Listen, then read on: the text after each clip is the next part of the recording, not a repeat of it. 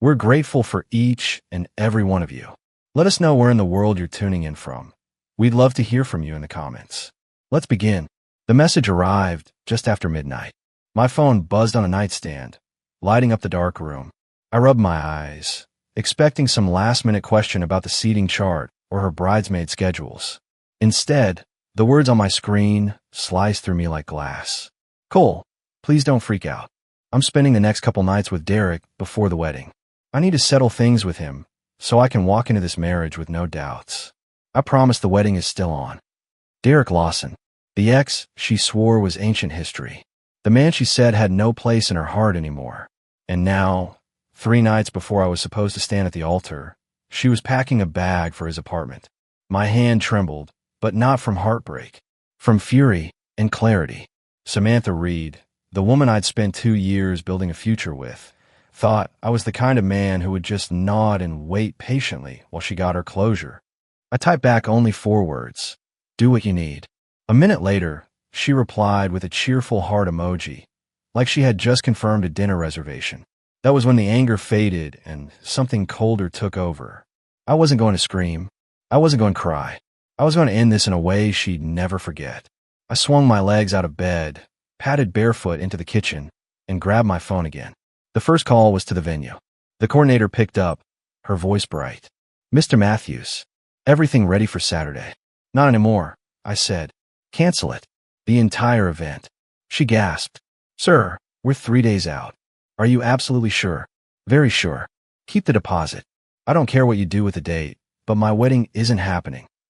The second call went to the florist, then the catering company, then the band. Each time, I repeated the same words. Plans have changed. Cancel everything. By the time I hung up the last call, it was nearly 2 in the morning. The apartment was still, silent, but my chest felt lighter than it had in weeks. Samantha thought she was clever, slipping back to her ex while keeping me on the hook. But she was about to learn that betrayal carries consequences. Loud, humiliating, unforgettable consequences. I poured myself a glass of bourbon and leaned back in the chair by the window.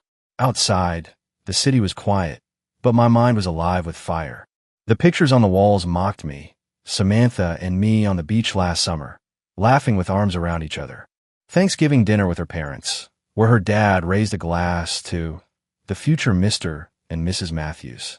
All of it was a lie, a stage she used to play the role of perfect fiancé, while secretly keeping her old flame alive. She thought she could have both, me and Derek, commitment and closure. But in 3 days, she wouldn't be walking down any aisle. She'd be standing in a crowded room with her friends, her bridesmaids, her family, and she'd get the phone call that would blow her perfect little fantasy into pieces. And the best part, I wouldn't have to lift another finger. The truth would arrive all on its own. I lifted the glass in a silent toast to the empty apartment and whispered, here's to closure. The morning after I canceled everything, I woke up surprisingly calm. The sun streamed through the blinds, catching the edge of the framed engagement photo on the dresser. Samantha's smile in that picture used to make me feel lucky. Now it made me feel foolish. I brewed coffee and let the bitterness sit heavy on my tongue. My phone buzzed with another message from her. Last night was good for me. Derek and I talked for hours, and it cleared up a lot of things. Don't worry, Cole. This just proves I'm ready for us. Can't wait for the rehearsal dinner tonight. I almost laughed. The audacity. She really thought I'd be sitting around in blissful ignorance while she cuddled up with the man she once loved. She saw me as safe, predictable, the steady hand that would always be there no matter how many times she tested my patience. But that illusion was already dead. I didn't reply. Instead, I grabbed my keys and drove to see my best friend, Jake Miller. He was the kind of guy who never sugarcoated anything, which was exactly what I needed. When I read in the message, he leaned back in his chair and let out a sharp whistle. Man, she actually typed that out. Bold. She thinks you're a doormat. Not anymore, I said flatly. Jake studied me for a moment. So what's the plan? I smirked. The plan's already in motion. She'll find out soon enough. That night, Samantha headed her bachelorette party, a flashy rooftop bar downtown, all glitter and champagne. I knew because one of her bridesmaids, who had always thought Samantha was too full of herself, sent Jake a text. She's out here bragging like she's got the perfect guy waiting at the altar, the bridesmaid wrote. You might want to tune in for the fireworks. The fireworks came quicker than even I expected. Halfway through the night, her phone rang. She glanced at the screen and answered with her usual high-pitched hello. But her smile faded in seconds. "Yes, this is Samantha Reed," she said, her voice sharp. "What do you mean the wedding's canceled?" The rooftop crowd grew quiet. Music still pounded from the speakers, but eyes were on her now. The venue manager's voice carried over the line. "Ma'am, I'm calling to confirm. Mr. Matthews contacted us personally. The reservation, the deposit, the event, it's all been canceled. I'm terribly sorry for the inconvenience." "Inconvenience?" Samantha shrieked. "This is my wedding. He doesn't have a right." But the call had already ended. Her bridesmaids exchanged uneasy looks. A couple whispered behind their hands. One reached out and touched her arm, but Samantha jerked away, dialing me with frantic fingers. Back in my apartment, my phone buzzed and buzzed. I let it ring, then ring again. Finally, after a 10th attempt, I answered. "Having fun at your party?" I asked, my voice calm, almost casual. "What did you do, Cole?" Her voice cracked, and I could hear the chatter of her friends in the background. "The venue just called. They said the wedding's off. Tell me they're lying." "No lie," I said. "I canceled everything." "You can't," she shouted. "Do you have any idea how this makes me look? My family, my friends, they're all expecting. They were expecting a wedding." I cut her off. "But they'll get something better. The truth." She stammered. "It wasn't like that with Derek. We just talked. That's all. I needed closure before I could be fully yours." I let her words hang for a moment, then replied, voice steady. "Closure doesn't come in a borrowed bed, Samantha. Closure is what I'm giving you right now." The line went silent, except for the muffled voices of her bridesmaids trying to console her. I imagined her standing there, mascara streaking down her cheeks, clutching the phone as her perfect little celebration dissolved around her. Finally, she whispered, "You're humiliating me." I almost pitied her. "Almost." "No," I said. "You humiliated us. You made me a fool before the biggest day of our lives. Now you're just seeing the consequences of your choices." Her voice broke completely. "Please, Cole, don't do this. We can fix it. We can." But I ended the call before she could finish. I set the phone down and leaned back, staring at the ceiling. Did it hurt? Of course it did. I had loved her. I had dreamed about her future. But that future was gone the second she decided her ex deserved her time more than I did. And while she tried to piece together her shattered reputation in front of her friends, I sat in the quiet of my apartment, oddly at peace. Because for the first time in weeks, I wasn't the one being played. She thought she'd walk into marriage with two men orbiting her heart. Instead, she'd walk into a storm of whispers, judgment, and empty hands. And I wasn't finished. Because when her family called me next, they would hear the truth straight from me. That's when the real fallout would begin. The call started the next morning. My phone lit up nonstop as word spread through Samantha's family. I let most of them go to voicemail, sipping my coffee while the buzzing carried on. I knew what they wanted. Answers, explanations, maybe even a chance to twist the story in her favor. Finally, I picked up when her mother's number flashed across the screen. "Cole, what on earth is going on?" Mrs. Reed demanded. Her voice was sharp, but underneath it, I heard panic. "Samantha called me in tears last night, saying you canceled everything. Please tell me this is some kind of misunderstanding." "No misunderstanding," I said calmly. "The wedding's off." She gasped like I'd slapped her. "Why? You two were perfect together." "Ask your daughter," I replied. "Ask her why she thought it was acceptable to spend the last few nights before her wedding at her ex's apartment." That's the answer. There was stunned silence. Then, faintly, her voice hardened. "That can't be true." "Then ask her," I said again, and ended the call. Minutes later, Samantha's father called. His tone was different, measured, wary. "Cole, I don't know what she told you, but can't you two work this out? Every couple has bumps. A wedding shouldn't be thrown away over a misunderstanding." I almost laughed at the word. Misunderstanding? She told me herself, Mr. Reed. She needed closure with Derek before she could marry me. Closure doesn't happen in a conversation at a coffee shop. Closure doesn't happen in someone else's bed. Do you think that's a bump? Because I call it betrayal. He didn't argue.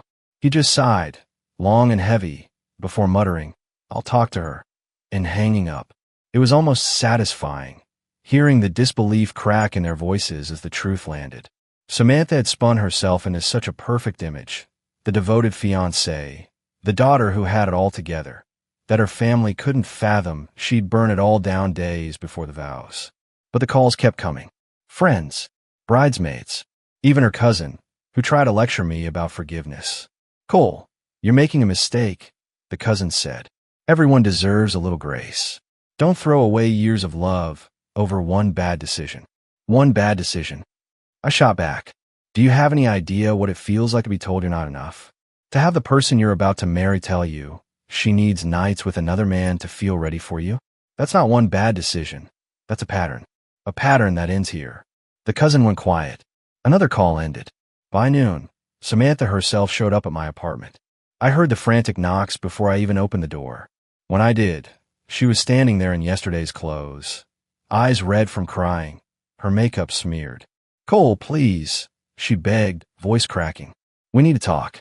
"There's nothing left to say," I answered, keeping my voice even. "Yes, there is." She stepped forward, hands shaking. "I made a mistake. A stupid mistake. Derek means nothing to me. I swear. I just needed to know for sure before I married you, and now I do. It's you, Cole. It's always been you." I stared at her, at the desperation in her eyes, and for a split second, I almost believed her. But then I remembered her text, the casual tone, the heart emoji she'd sent while staying in another man's arms.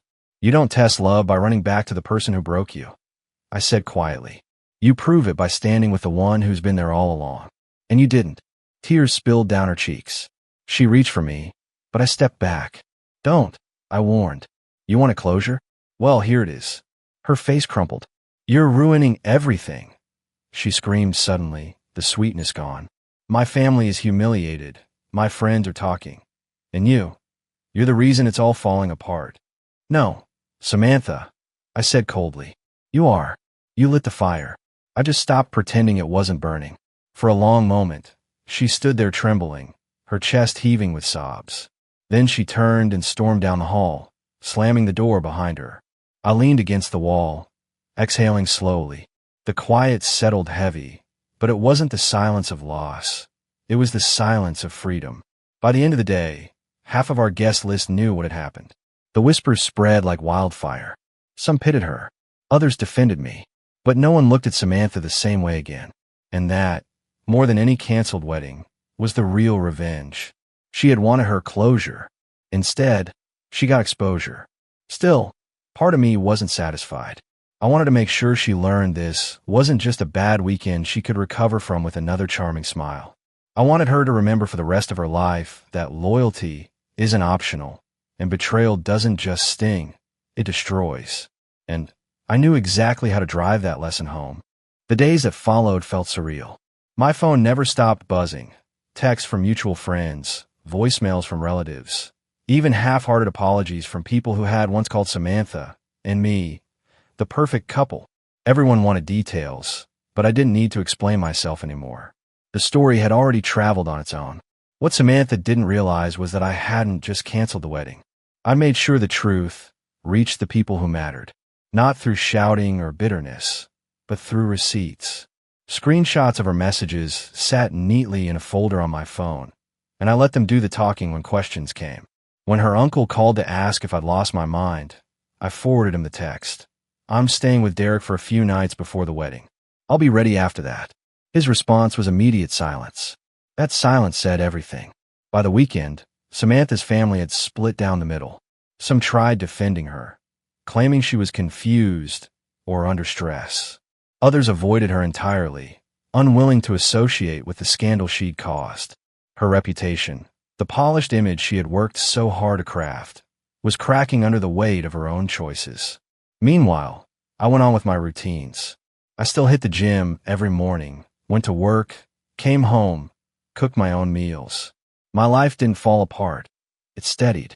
Every hour I spent without her in my orbit, the air felt lighter. But I wasn't done. The rehearsal dinner was supposed to be the final celebration before the big day. Instead, I turned it into something else. I had already informed the restaurant the event was canceled, but I reserved a small table for myself and invited just one guest, Jake. He raised his glass to me across the table. "You know, Cole, I half expected you to be a wreck right now, but you're sitting here eating steak like it's just another Friday." I smirked. That's the point. She wanted to keep me guessing while she played her game. Now she's the one living in the wreckage. And me? I'm free. It wasn't bitterness in my voice. It was conviction. That same night, Samantha staged her own version of a gathering. She tried to host what she called a healing dinner with a few of her closest friends and family, attempting to convince them the whole thing had been a misunderstanding. But I knew better, and so did they. Screenshots and whispers had already done their work. One of her bridesmaids texted Jake later. She melted down. Half the table walked out. Nobody believes her anymore. And that was when I felt it. The closure she claimed she needed, but I had actually found. The wedding day arrived, but instead of walking into a church, I woke up early, brewed coffee, and went for a long run. The streets were quiet, the morning air crisp. While Samantha probably fielded frantic questions from her relatives about what had gone wrong, I was chasing the sunrise, lungs burning with something new, freedom. When I got back, my phone buzzed with one last message from her. Cole, please. We can rebuild this. Don't let one mistake define us. I stared at it for a long moment, then typed back. It wasn't one mistake. It was a choice. And now, so is this. Then I blocked her number. It was over. In the weeks that followed, life took on a strange rhythm. People looked at me differently, some with sympathy, others with respect. Coworkers who once teased me about being tied down shook my hand and told me I'd dodge a bullet. Even Samantha's father eventually called, not to argue this time, but to admit quietly, you did the right thing. As for Samantha, I heard bits and pieces. Derek didn't stick around. The closure she risked everything for evaporated as quickly as it began. Her bridesmaids distanced themselves, tired of defending her. Invitations to parties stopped. For someone who thrived on being adored, the silence around her must have been unbearable. That was the real revenge. Not yelling, not public scenes, not cruelty. Just letting her own decisions strip away everything she thought she controlled. Months later, I sat on my balcony one evening, watching the sunset bleed across the sky. Jake stopped by with beers, and we clinked bottles together. You know, he said, people are still talking about what happened. They can't believe you kept your cool through all of it. I smiled faintly. Sometimes the loudest revenge isn't shouting. It's walking away and letting the silence speak for you. And as the night settled in, I realized the truth. She had wanted closure. What she got instead was a mirror held up to her own betrayal. And me? I got something far better. I got my life back.